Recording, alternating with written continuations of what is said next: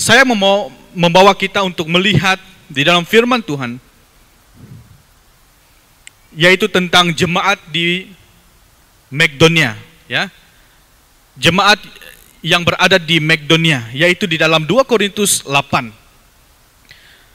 Mengapa saya membawa tajuk ini kepada kita pada pagi ini, sempena Hari Pekerja dan juga sempena Hari Volunteers Day gereja kita. Kita mau mengucapkan selamat, ya.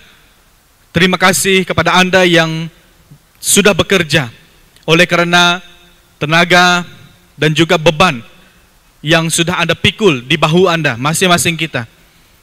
Selama ini, ya, kita yang bekerja membuatkan atau di dalam membangun negara kita.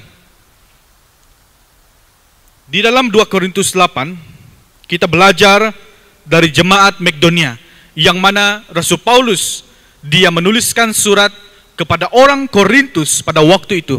Dia menuliskan kepada jemaat yang ada di Korintus tentang jemaat Makedonia ini. Rasul Paulus, dia mengambil contoh, lihatlah kepada jemaat Makedonia yang di dalam satu keadaan yang mana mereka boleh melayani, ya. Mereka ini adalah satu jemaat yang bukan Yahudi, non Yahudi. Mereka ini adalah jemaat yang di luar, ya. Tetapi mereka membantu orang-orang yang ada di Yerusalem pada waktu itu. Dan juga Rasul Paulus menuliskan tentang jemaat Makedonia kepada orang Korintus, supaya ini menjadi teladan bagi orang Korintus untuk melihat jerih payah pelayanan, pemberian yang diberikan oleh orang Makedonia kepada jemaat yang ada di Yerusalem. Orang bukan Yahudi memberikan pertolongan kepada orang Yahudi. Nah, kalau melihat konteks mereka yang ada di Makedonia pada waktu ini, mereka tidak punya apa-apa, mereka miskin, mereka tidak punya uang, mereka tidak di dalam keadaan hidup yang miskin, dikatakan miskin, ya. Dan orang-orang Korintus yang Paulus tuliskan surat yang akan kita baca ini, mereka adalah orang yang berada. Kota Korintus pada waktu itu, mereka sangat, ya, di dalam keadaan yang berkecukupan. Dan ini membuatkan Rasul Paulus mau supaya orang-orang Korintus mereka sama dengan jemaat Makedonia. Dia mau mendorong mereka supaya mereka menjadi sama hati, satu hati seperti orang Makedonia, membantu orang-orang di Yerusalem. Bahkan setiap orang-orang miskin mereka bantu, meskipun di dalam keadaan mereka ini susah, ya. Jadi apa kata Rasul Paulus yang kita akan baca di dalam 2 Korintus 8, 2 Korintus 8 ayat pertama, tentang pelayanan kasih. Saudara-saudara, kami hendak memberitahukan kepada kamu tentang kasih karunia yang dianugerahkan kepada jemaat di Makedonia. Selagi dicobai dengan berat dalam pemberitaan, dalam pelbagai penderitaan, sukacita mereka meluap, dan meskipun mereka sangat miskin, namun mereka kaya dalam kemurahan. Aku bersaksi bahwa mereka telah memberikan menurut kemampuan mereka, bahkan melampaui kemampuan mereka, dengan kerelaan mereka sendiri.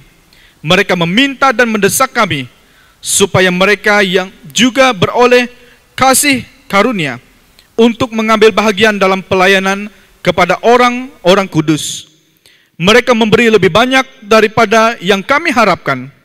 Mereka memberi diri mereka pertama-tama kepada Allah, kemudian karena kehendak Allah juga kepada kami. Sebab itu kami mendesak kepada Titus supaya ia mengunjungi kamu dan menyelesaikan pelayanan kasih itu sebagaimana ia memulainya. Maka sekarang, sama seperti kamu kaya dalam segala sesuatu, dalam iman dan perkataan, dalam pengetahuan, dalam kesungguhan untuk membantu, dan dalam kasihmu terhadap kami, demikian juga hendaknya kamu kaya dalam pelayanan kasih ini. Kita berdoa. Bapa yang baik, kami mau belajar sesuatu daripada jemaat yang ada di Makedonia pada pagi ini.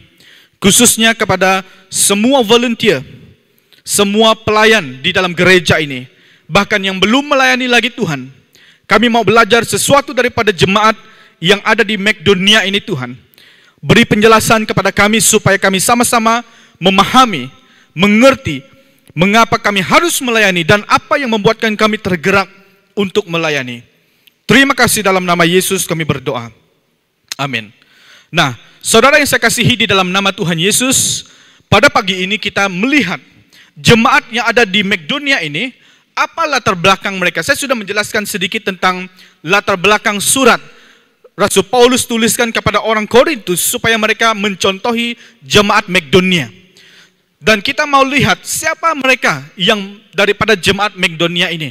Dan latar belakang tempat mereka itu adalah miskin. Mereka tidak punya apa-apa. Mereka hidup miskin, ya. Tetapi di dalam surat Rasul Paulus, mereka memberi lebih banyak dari kemampuan mereka sendiri. Mereka memberi uang lebih banyak daripada apa yang mereka mampu. Mereka memberi di dalam pelayanan mereka itu. Mereka meluap-luap sukacita mereka. Dan apa yang menggerakkan mereka jemaat Makedonia ini sehingga mereka dapat melakukan yang terbaik, ya. Sampai Rasul Paulus dia tuliskan surat kepada orang di Korintus supaya mencontohi mereka yang ada di Makedonia ini. Meskipun di dalam keadaan sama seperti kita hari ini, kita banyak mengalami hal, kita banyak mengalami kekurangan, kita banyak mengalami macam-macam bentuk, ya, kesusahan hari ini. Mungkin ada di antara kita yang terkesan dengan keadaan ekonomi, ya, harga barang semakin naik, begitu. Dan banyak hal lagi yang membuatkan kita sepertinya tertekan. Apakah kita mau terus berdiam diri atau kita mau belajar daripada jemaat yang ada di Makedonia ini? Nah, ada 4 hal yang ingin saya bawakan kepada kita tentang jemaat yang ada di Makedonia.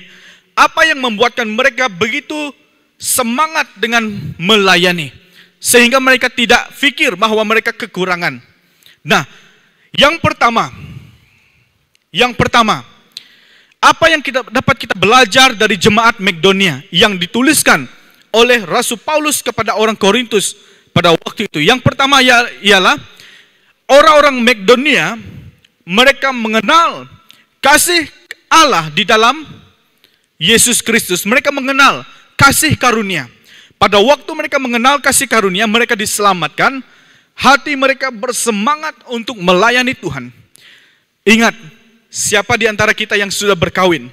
Kalau Anda mulai, ya, kalau Anda pertama kali, kalau Anda di dalam keadaan suami istri hari ini, ataupun kasih kepada anak-anak Anda sanggup melakukan apa saja untuk mereka, amin?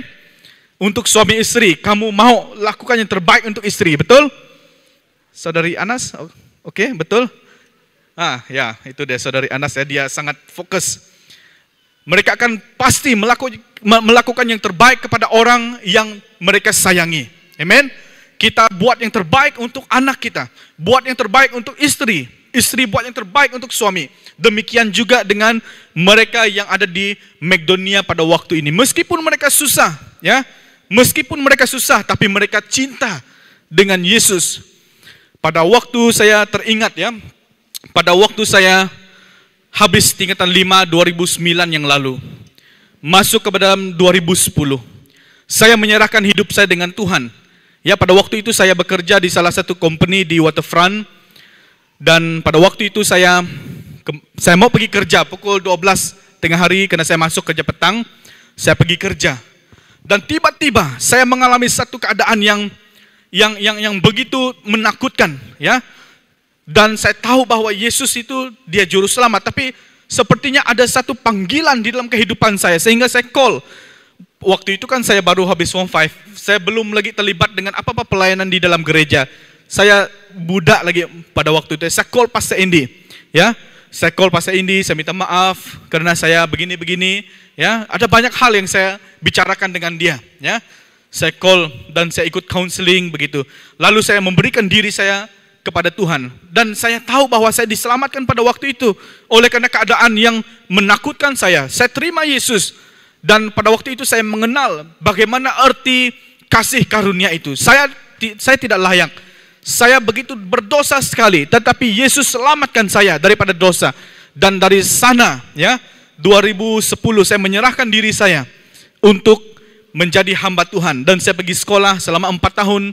Sampai sekarang ini saya punya, ya, saya mau melayani Tuhan sampai bila-bila. Itu janji saya dengan Tuhan. Jadi itulah titik tolak di mana saya tahu bahwa kasih karunia itu sungguh luar biasa. Saya yang tidak layak, ya, kita semua tidak layak. Kita semua ada kekurangan. Tetapi bagaimana kita diselamatkan? Ya, firman Tuhan berkata kasih karunia bila mana kita adalah orang berdosa. Tidak ada seorang pun, ya, yang sempurna di gedung ini. Amen. Tidak ada seorang pun yang layak di hadapan Tuhan. Tetapi oleh karena kasih Tuhan, oleh karena cinta Tuhan kepada kita, Dia datang kepada kita, Dia memberikan kita Yesus anaknya. Barang siapa percaya kepada Yesus, dia akan diselamatkan, ya. Yesus menanggung setiap dosa. Yesus menanggung setiap pergumulan kita. Dia menanggung setiap kecacatan. Dia menanggung setiap ketidakbenaran di dalam kita. Dia ambil semua itu. Dia mati di atas kayu salib. Lalu Dia melayakkan kita. Jadi itu adalah kasih karunia yang orang Makedonia terima. Cinta mereka kepada Tuhan Yesus, ya, sampai mereka dapat memberi kepada pelayanan Tuhan, ya, lebih daripada apa yang mereka ada, ya. Itu adalah kemurahan Allah, ya. Jadi pada pagi hari ini, kalau ada di antara kita yang merasakan saya sudah diselamatkan, saya sudah dimenangkan, saya sudah diselamatkan, keselamatan itu diberikan kepada kita dengan cuma-cuma, tidak perlu dibayar. Tidak perlu dibayar dengan perbuatan baik. Bagaimanapun kita berbuat baik, kalau ada satu kesalahan kita, itu tidak sempurna. Tetapi oleh karena semua manusia berdosa, tidak ada seorang pun yang sempurna. Hanya Yesus saja yang sempurna. Dia yang melayakkan kita untuk kita sempurna. Amin. Jadi pada pagi hari ini, mari saya ajak kita belajar dari sikap jemaat yang ada di Makedonia ini. Mereka mengenal kasih karunia Tuhan, lalu hati mereka meluap-luap, ya. Mereka bersemangat untuk melayani Tuhan. Mereka mengenal kasih Tuhan. Kalau kita di tempat ini mengenal kasih Tuhan, respon kita kepada Tuhan itu bagaimana? Ya. Dan yang kedua, sukacita mereka meluap-meluap di dalam ayat yang kedua. Selagi dicobai dengan berat dalam pelbagai penderitaan, sukacita mereka meluap-luap.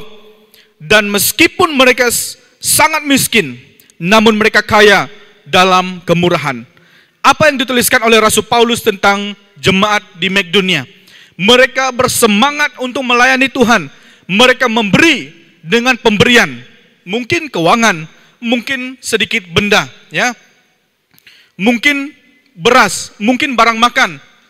Mereka memberikan kepada orang-orang yang ada di Yerusalem pada waktu itu. Karena mereka tertekan, ya, orang-orang di Yerusalem pada waktu itu. Mereka daripada non-Yahudi, bukan Yahudi. Mereka menolong orang Yahudi, ya. Dia menolong orang-orang yang ada di Yerusalem pada waktu itu, meskipun mereka sangat miskin.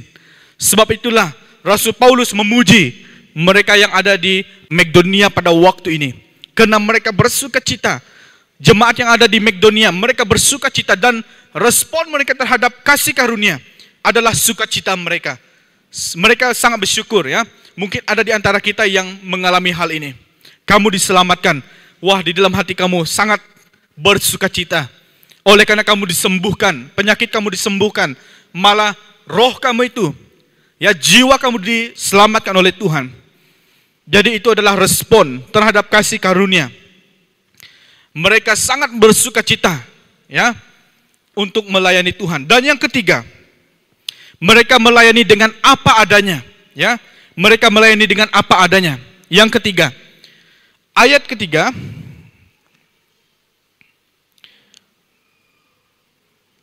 mereka melayani dengan apa adanya.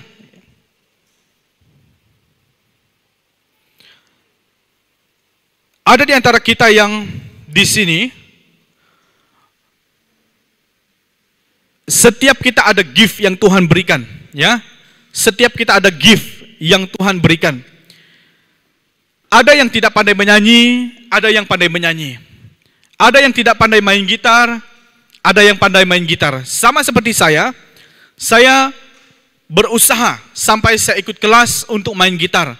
Ya, mereka ingat semua pastor pandai main gitar. Tetapi saya sudah ikut kelas.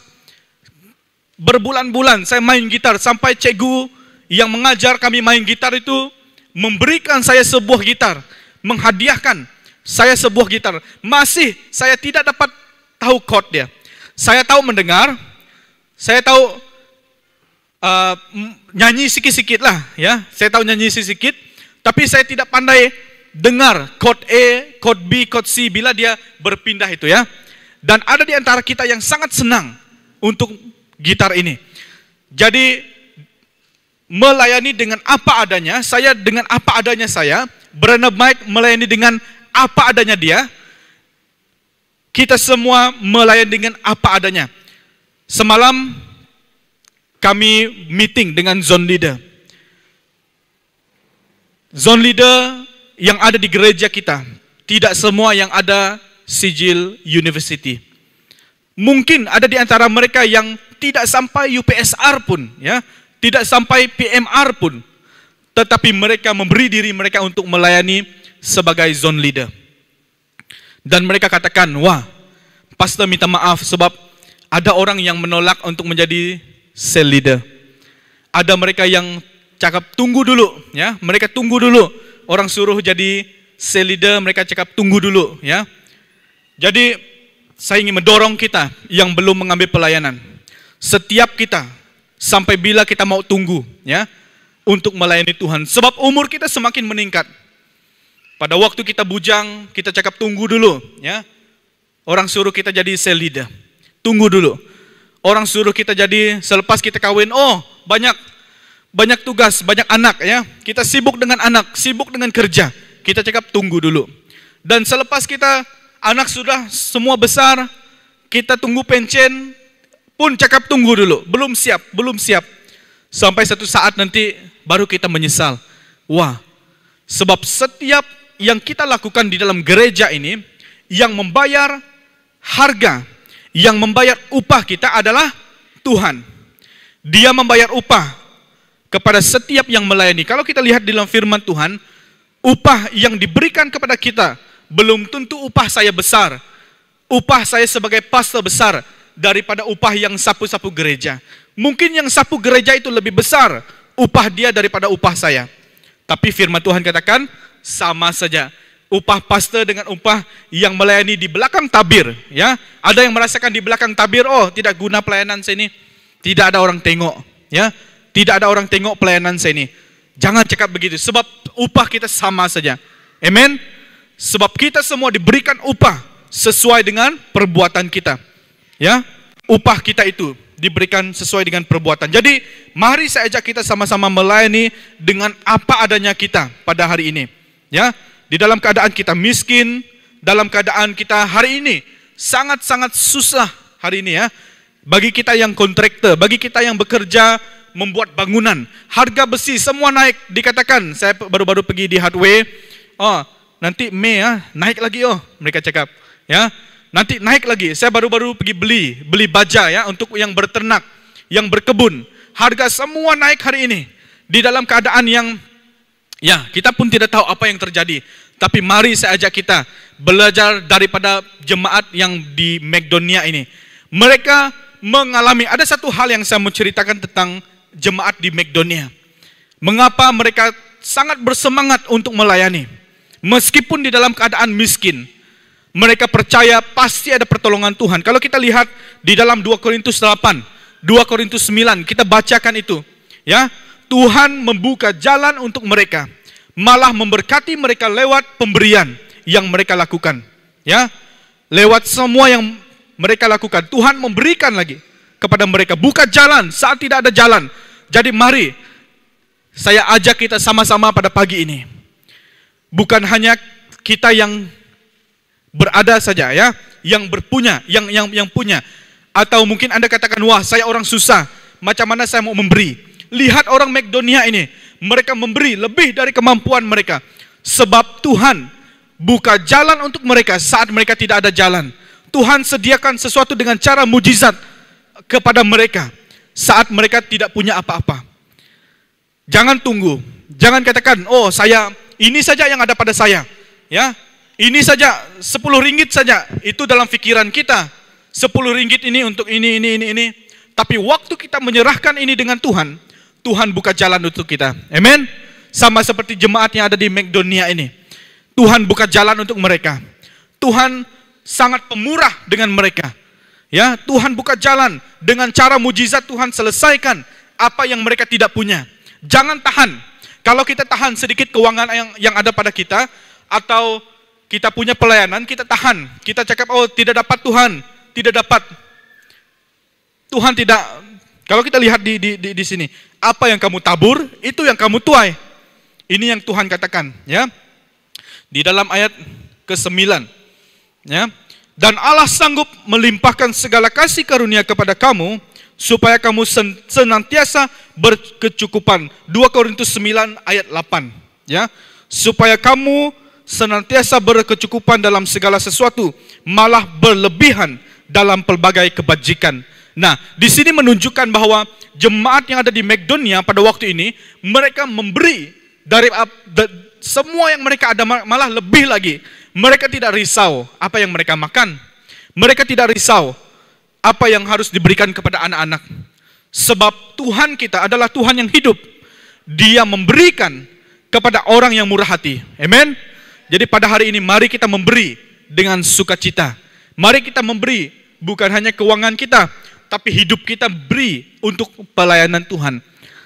Umur kita semakin meningkat. Ada banyak yang sambut birthday pada hari ini, ya. Kakak saya mengucapkan birthday, happy birthday kepada kakak saya yang 1 Mei, ya. Adakah dia sini? Dia birthday hari ini. Setiap kali kita sambut birthday, ya, setiap kali kita sambut birthday, itu umur kita semakin jalan, ya.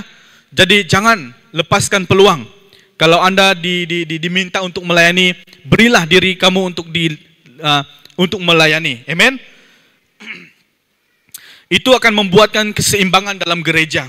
Saya tidak pandai menyanyi, Andrian pandai menyanyi, ada seorang yang menyanyi, ya. Ada yang main gitar, saya tidak pandai main gitar, tapi saya boleh sharing, ya. Brother Mike boleh berkhotbah juga. Ada di antara kita yang tidak pandai berkhotbah, yang pandai nyanyi, kamu boleh pergi usher, ya. Boleh pergi kalau Anda malu begitu, ya. Kita ada banyak pelayanan di dalam gereja ini. Nanti kita akan lihat ada banyak pelayanan yang ada di dalam gereja. Nah, yang keempat, yang terakhir. Mereka melayani dengan rela, ya. Mereka melayani dengan rela. Jadi jemaat yang ada di Makedonia, mereka melayani dengan rela. Kalau kita lihat di sini, sebab jika kamu rela untuk memberi, maka pemberianmu akan diterima. Kalau pemberianmu itu berdasarkan apa yang ada padamu, bukan berdasarkan apa yang tidak ada padamu.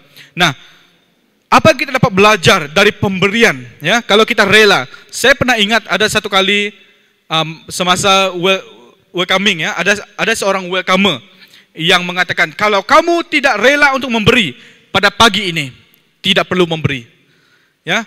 Kalau kamu tidak rela, kamu rasa, wah, saya sangat sikit saja yang ada pada saya, kamu ngomel-ngomel, ya. Kamu tidak rela untuk memberi, tidak perlu memberi. Sebab pemberian yang tidak rela itu, ya, tidak ada berkatnya.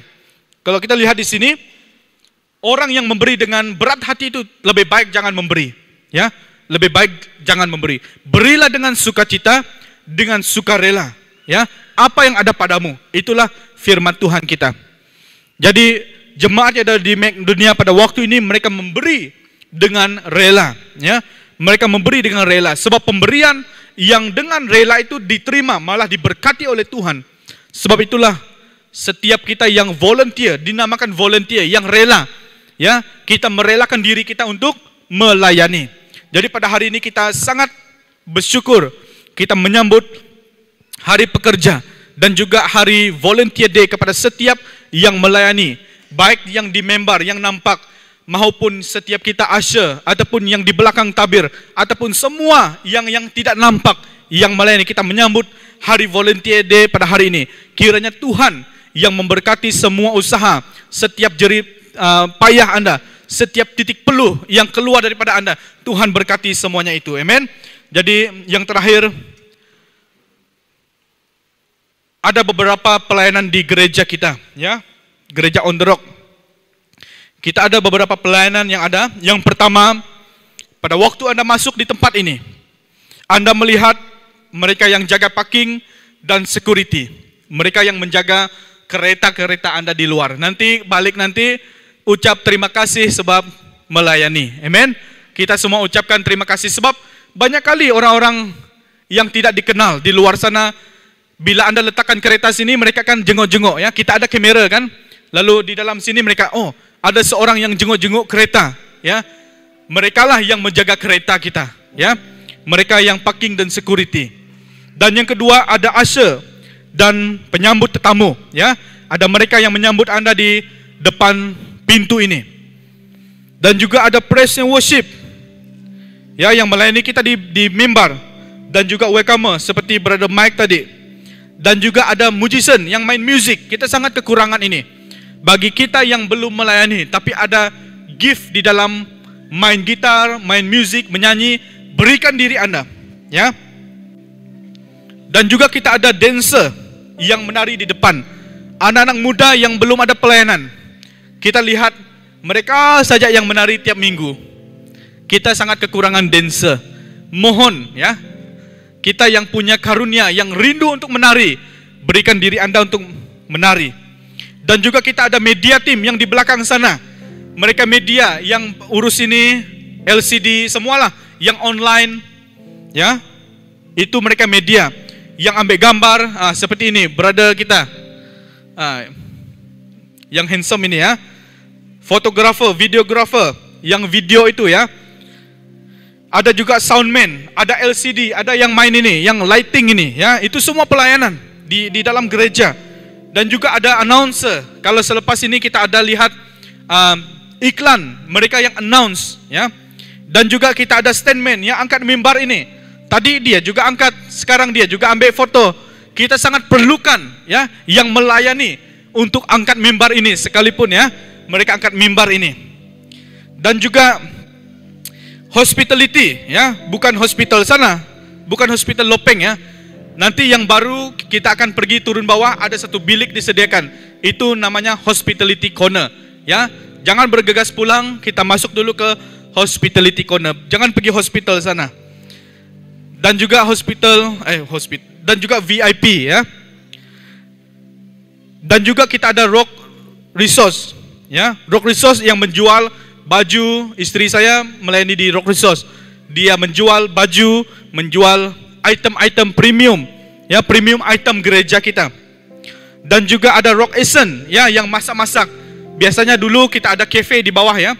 Ada volunteer yang suka masak-masak, ya. Dan juga ada driver van, ya. Kalau ada di antara kita yang kerja OPSO, ya, tidak ada masa mau melayani, minta maaf pastor, saya tidak ada masa mau melayani.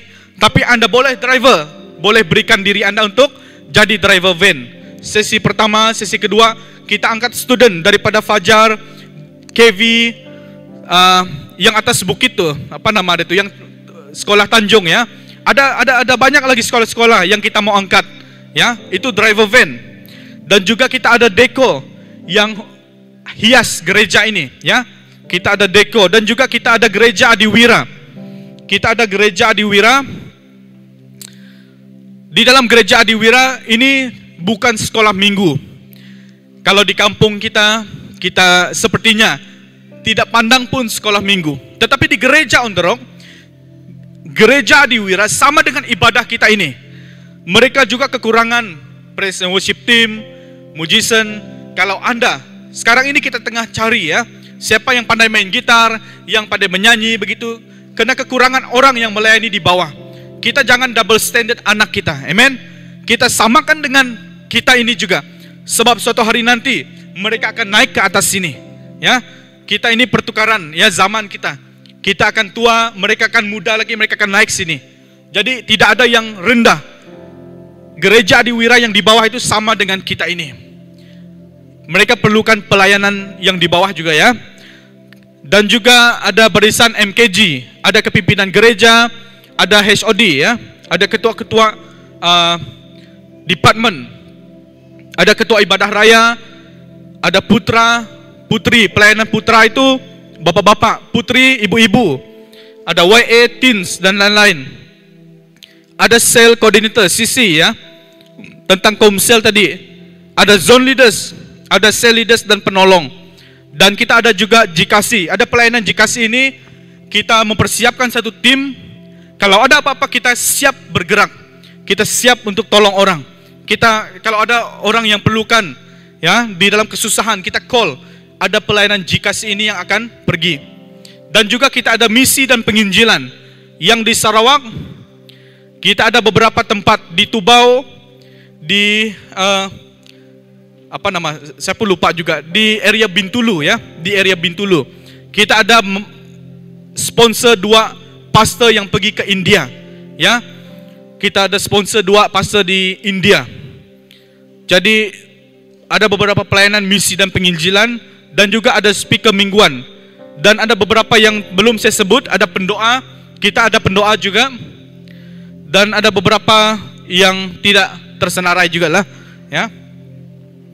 Jadi ada beberapa pelayanan yang ada di gereja On The Rock. Kita ada ramai, sangat banyak pelayanan, tetapi pekerja dia sedikit saja. Bagi kita yang belum melayani, mungkin Anda tergerak hari ini, saya mau melayani ya. Saya mau supaya kita sama-sama beri diri kita untuk melayani. Ini adalah satu invest untuk generasi yang akan datang. Kita mau invest, sama seperti invest saham juga, invest emas. Kita memberi, invest hari ini untuk anak kita, untuk cucu kita nanti. Itu adalah berkat Tuhan kepada kita yang melayani. Amen. Kalau dalam firman Tuhan, orang yang melayani, generasi mereka sangat diberkati. Sebab itulah saya mengajak kita untuk sama-sama terlibat di dalam pelayanan. Kena investasi, duit atau emas mungkin saja boleh menurun, tetapi investasi di dalam pelayanan tidak mungkin menurun. Sebab Allah yang kita sembah, Dia yang menjaga anak cucu kita suatu hari nanti. Mari saya ajak kita sama-sama, kita melayani jiwa yang ada di dalam gereja ini. Anak yang ini, yang di depan ini ya, siapa nama dia? Ya, kita invest untuk mereka ini ya. Invest untuk budak-budak, baby yang dipegang itu. Kita beri suatu hari nanti ya. Tuhan pasti menjaga dia. Kalau ibu bapak excited untuk melayani juga, itu invest untuk mereka ya. Mari saya ajak sama-sama kita untuk memberi, bukan hanya keuangan, tapi hidup kita berikan kepada Tuhan. Sebab ada berkat yang tidak dapat nampak oleh mata kita. Itu untuk keturunan kita nanti. Mau keturunan diberkati? Mari sama-sama kita melayani. Next. Kita lihat ini ya, pelayanan van mingguan. Jangan anggap van mingguan ini tidak penting. Ini seorang anak muda di tengah-tengah saya, di tengah-tengah. Dia sekolah di salah satu sekolah di Miri. Dia diangkat pakai van pada hari Minggu. Dia diangkat pergi gereja ini. Baru form 5 ya, form 4, form 5 begitu dia diangkat pakai van. Tetapi hari ini selepas dia habis sekolah, dia memberikan diri dia untuk menjadi hamba Tuhan. Sekarang dia di MTS Miri sini. Dia memberi untuk menjadi hamba Tuhan. Jangan ingat pelayanan yang di belakang mimbar, yang di belakang tabir itu tidak penting. Siapa tahu kamu dapat jangkau seorang anak muda yang seperti ini, driver van saja.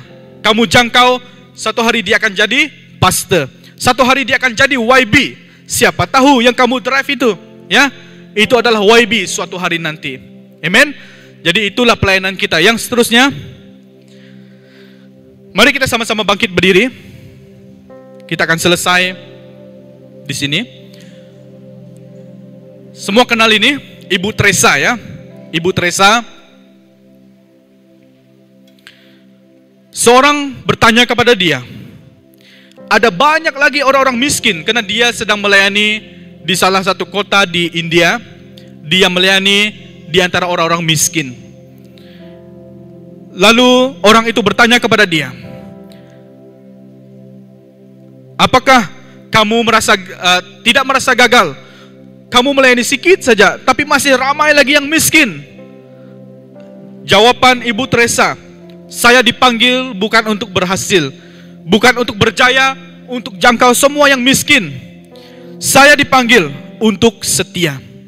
Marilah saya ajak kita pada hari ini, setia dengan pelayanan Anda yang volunteer, ya, yang sudah ada pelayanan. Jangan ingat bahwa pelayanan kamu itu sedikit saja, tetapi mari saya ajak kita sama-sama setia di dalam apa yang sudah dipercayakan kepada Anda. Kita berdoa. Bapa, di dalam nama Tuhan Yesus kami bersyukur hari ini dapat bersama dengan semua jemaat yang luar biasa. Terima kasih untuk firman-Mu yang menyadarkan kami tentang arti pelayanan oleh mereka yang ada di jemaat Makedonia pada waktu Rasul Paulus melayani.